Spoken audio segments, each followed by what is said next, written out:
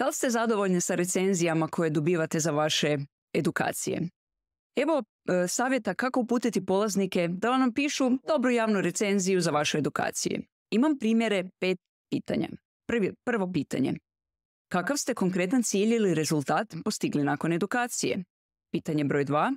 Kako ste konkretnu promjenu doživjeli nakon edukacije i što ćete sad raditi drugčije? Pitanje broj 3. Koja je jedna najvrijednija stvar koju ste dobili na edukaciji?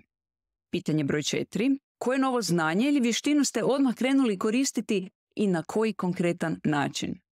Pitanje broj 5. Za koje je polaznike u kakvim točno situacijama ovo idealna edukacija? Primijetite ovdje riječi kao što su konkretno, jedna, točno. Intervjuirala sam stotine ljudi i klijenata za potrebe njihovih projekata i tek kad ih pitam što konkretno i kako točno, dobijem iskoristiv odgovor.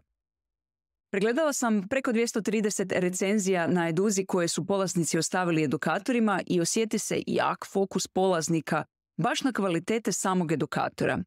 To nije pogrešno. Ljudi vole pohvaliti druge ljude javno kad oni to zaslužuju, no ako možete utjecati na recenziju, fokusirajte polaznike da pišu više o sebi, o svojim rezultatima i o svojoj promjeni. Veliki problem što neprecizna recenzija može djelovati neautentično, fake. Primjer, ovako nekakva feel good recenzija. Odlična edukacija, znanje se može primijeniti odmah, moja topla preporuka. Kao čitatelju tu mi malo fali mesa jer si u glavi postavljam ovakva pitanja. Koje je točno znanje koje je polazniku bilo najvrijednije? Što je to točno polaznik taj odmah krenuo implementirati? Usporedite to sada s ovakvom recenzijom i to je zapravo jedna recenzija koju sam našla na Eduzi. Jednostavno, pitko, razumljivo, zanimljivo i primjenjivo. Osim osvještavanja gdje i kako uopće ulagati, dobila sam sliku o tome kako pronaći ono ulaganje koje je najbolje za mene. Zahvaljujući edukatorici, ja sam odlučila započeti s ulaganjem. Što je izvrsno u ovoj recenziji?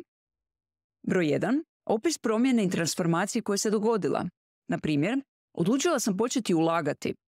Ljudi se fakat boje potratiti vrijeme na edukaciju koja ih neće pokrenuti na promjenu. Zatim je tu tvrdnja, sad znam koje je ulaganje najbolje za mene. To je također opis transformacije i polaznica je sad unaprijedila sebe i zna nešto jako vrijedno što nije znala prije, a neznanje ju je sputavalo. I kao treća stvar, fokus nije na edukatorici nego na polaznici.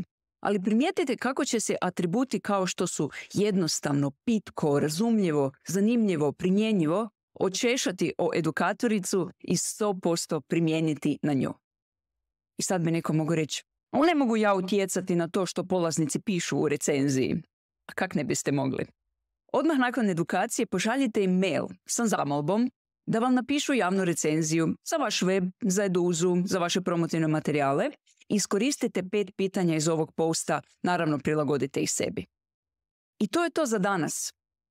Ako želite raditi na svom edukacijskom biznisu, na njegovom razvoju, pozivam vas da se prijavite na moju radionicu Workshow Up, gdje dođete, to jest pojavite se svakog petka ujutro u 9 sati, naučite nešto novo u 5 minuta, izvježbate to u grupi sa ostalim edukatorima, primijenite na svoj biznis, pokažete drugima javno i eto, svaki tjedan jedna po jedna ovakva implementacija i unapređenje će zapravo unaprijediti vaš edukacijski biznis.